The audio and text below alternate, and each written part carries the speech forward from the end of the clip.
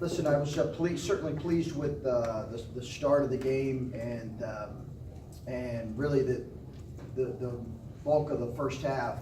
I think that Northeastern is they can be a really difficult team to play. I think Bill does a great job. They're well coached, they're well put together. Obviously, their size across the board can present some problems for you, and not taking anything away from our guys. Perhaps they were a little fatigued from playing on the West Coast just 36 hours ago. So again, an extra bonus for David Egelhoff in scheduling. It needs to be known for sure. But I think this team will have a chance to have a pretty solid season, and to play as well as we did in the first half was really good. Having said that, the second half exposed us in some ways that we've been exposed in these 4 games. When we do not play well when we don't play with great attention to detail and maximum effort on the defensive end, teams really make runs on us. We've seen that in these 4 games. They can really make runs on us because we can go into a couple droughts of our own on the offensive end. So we've got to play with more consistent effort across the board defensively. But it's good to be 4-0, given that we're headed into a stretch unlike any that I've ever coached in, given how challenging it's going to be. Chris, you've talked a number of times this year about this team will go as far as Jay Sean and Kata can kind of take you guys. Obviously tonight, today in the first half, Jay Sean had this stretch run early, and then Kata kind of picked it up the second half of the first half. Just how important were they today? Jay Sean didn't miss a shot to get this one. Yeah, well,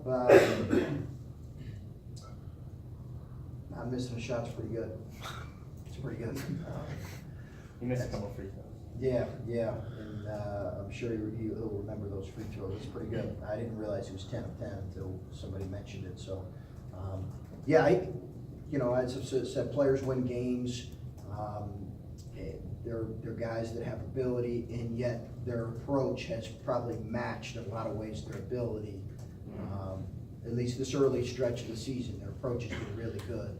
And again, that is filtered down to all of our guys. Hopefully that will continue. Those guys have led the way for sure. Kata had that sequence in the first half where he had the loose ball, and then it popped out and got it again, and definitely the dunk, and then he threw his arms in the air.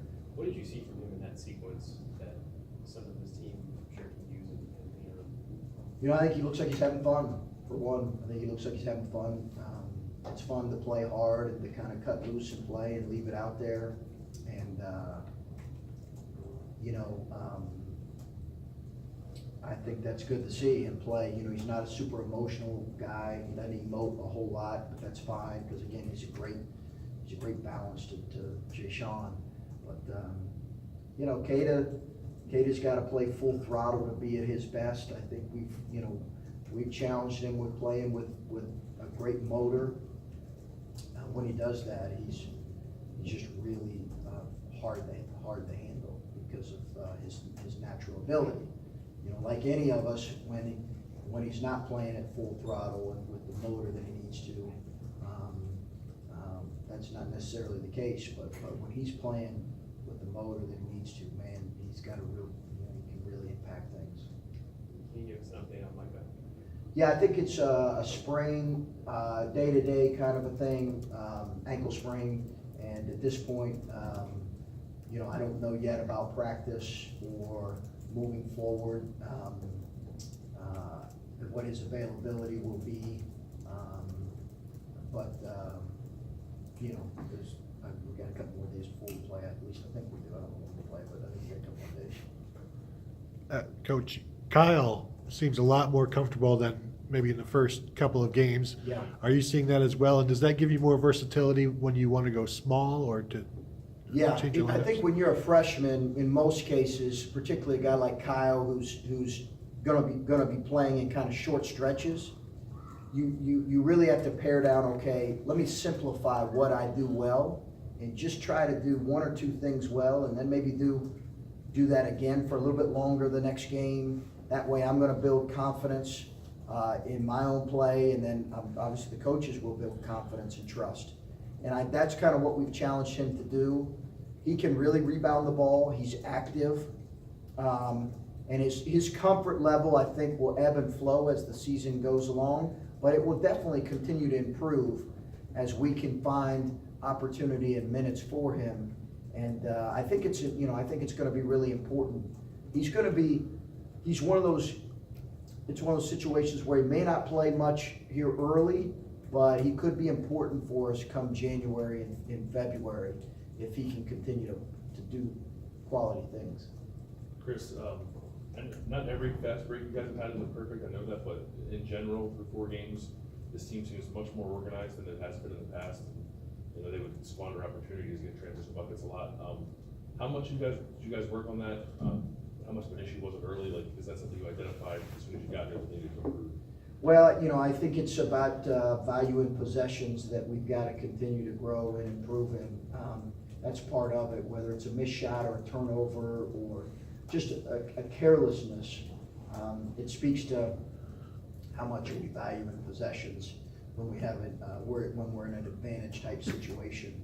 And I think they're beginning to learn that. I think we'll again struggle with that at various times. We turned over a couple of things in transition today, but it's, as a coach, it's that I want to play aggressive and fast and downhill and take opportunities that are there. We've always tried to play, at least in transition, pretty effectively by just spacing and running, and we have some things that we play out of. But I think more than anything, I just want our guys to listen. You guys have worked really hard to either turn them over or get a missed shot or get a long rebound or block shot. Let's make sure we're taking full advantage and not wasting what you guys just did. So I think we're getting better at that. I do, but I think it's also something we're gonna have to keep emphasizing, because I think we'll have stretches in games where we waste some possessions. We had a couple outlets today that were sloppy. So I think we're gonna have to continue to emphasize it. As you go into the PK80, what are some of the things that you still want to see from your team? Obviously, starting the season, it was turnovers, get those down, but as you go into this stretch of games, what is it that you're interested to see or you want to see from your team against these kind of upper tier opponents? Well, obviously we've got some great challenges. Like I said, in non-conference, I don't think I've ever went through a stretch like this. I haven't, where it's game after game after game, and they're just coming right at you. And obviously, it's the non-conference season, but there's a couple Big Ten games in there. So I think for us, we're literally just saying, okay, hey, can we go from game to game and improve how purposeful we are on both ends, offensively and defensively. I think we'll shoot it better from 3 for sure. We'll have games where we'll shoot it much better from 3. I believe that, but I think that I just want to see us play a little more purposeful, and then I also want to continue to see how our lineups work, how effectively our lineups work. When we go to the bench, what are some bench lineups that we can use that we think will be effective for us? I'm still trying to figure that out. And how do you handle your game preparation for a stretch like that? Because I'm assuming you want a game plan for each team, but like you said, it's back to back to back. So what have you done already to prepare for Gonzaga, and then how do you go about preparing for that next game, which I think is Florida, or I forget who the second Yeah, was. we have staff members that are doing some advanced scouting for future opponents, like most people do, and then our staff will work ahead once we have the day before the game, and in some cases 2 days before the game, you pretty much have the game plan in for the opponent. So then our staff works ahead on the potential next opponent, just like they would if when we were playing Radford and then Texas Southern. So they'll work ahead, and we have some guys on staff that are within the rules, support staff. They're allowed to kind of do some advanced scouting and help the assistant coaches with that as they work ahead. Does that make sense? Yeah. Coach, today you all out-rebounded them and outscored them in the paint yet. You all did face a bit of a height difference. They had you all beat there. So what was the key to beating them in those key interior areas, even when you were sort of outgained in height? Well, I think it's one of the things that we have a chance to be a pretty good rebounding team. You're always trying to look at your team and say, okay, what can we be good at it? Do I need to adjust a little bit how I coach? Like, for example, last year at Butler, we were not a very good offensive rebounding team. We were one of the worst in the country. I never felt like we had that potential to be that. I think this group, potential-wise, we were really strong in other areas, obviously, but I think this group has the potential to be, we better be good defensive rebounding, and we were good defensive rebounding at Butler as well, but I think we have the potential to be good on both ends if we pursue the ball like we need to, because we have some guys that have a natural nose for the ball. Caleb Wesson can be a very good rebounder. Micah Potter, I think, can rebound the ball pretty effectively. Kyle Young's a good rebounder, and then we know JT and Gata. So we got to keep emphasizing that. They are big. Northeastern's got great positional size, but sometimes it comes down to pursuit of the ball and being able to get off bodies and go pursue balls as much as anything. And then, Coach, you talked earlier about sort of struggling from, or inconsistency, I should say, shooting from beyond the arc. And if you all continue to be effective inside the paint, is that going to help you all get more opportunities outside, do you think? I hope so. I think part of it is we've got guys that are shooting them a little bit too deep and probably not the best shots. We've got good shooters doing that a little bit, so we got to clean that up and take for sure in some individual edits. I think that we're going to have guys. I want guys ready to shoot, and we've got capable shooters, so I want guys ready to do that. We probably just need to be a little more patient in some opportunities than what we've been. Bill Cohen talked about size being one thing, girth being another. Yeah. You've had a pretty good advantage in girth in these first four Right. games, and I don't think that's going to be the case when you play Gonzaga. What do you? What's the challenge going from what you've done or what you've played so far, going up against Thursday night? Well, I think we're going to learn a lot about kind of our tenacity when it comes to pursuing the ball in those situations. You're right; they're always kind of one of the biggest teams, both in size and in physicality in the country. Last year they were massive. This year they're big as well, and they're really organized and they're older.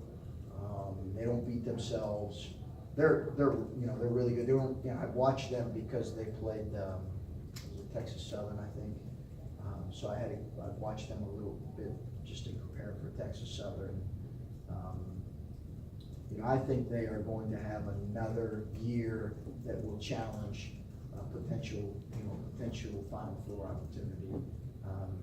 So I think as much as anything, it's going to test us in a lot of ways, but it's going to test our pursuit of the ball and our tenacity and how tough-minded we are. Okay. All right, thanks, guys. Anything else? Okay. All right.